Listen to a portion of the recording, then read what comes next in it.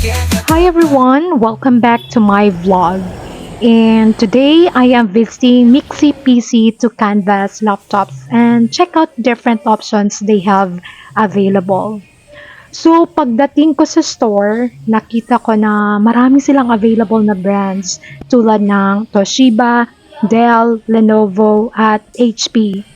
At napansin ko rin na karamihan sa kanilang Lenovo laptops ay ThinkPad models at powered na ng AMD Ryzen processors, which is a great option kung kailangan mo ng reliable performance for multitasking, online meetings at daily work.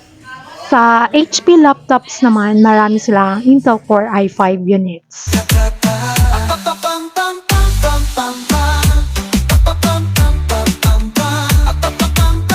Ito HP, no?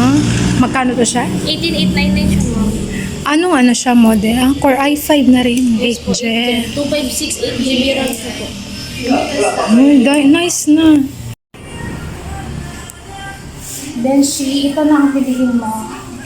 HP.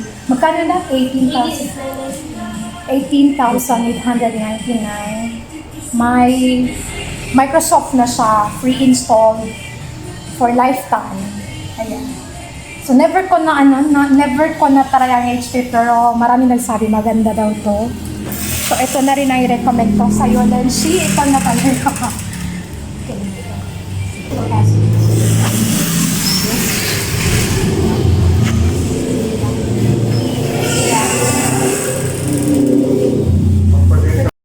So ayan guys, ang daming pagpipilian. So I'm torn between HP at saka ThinkPad. Pero yung ThinkPad, Ryzen na siya.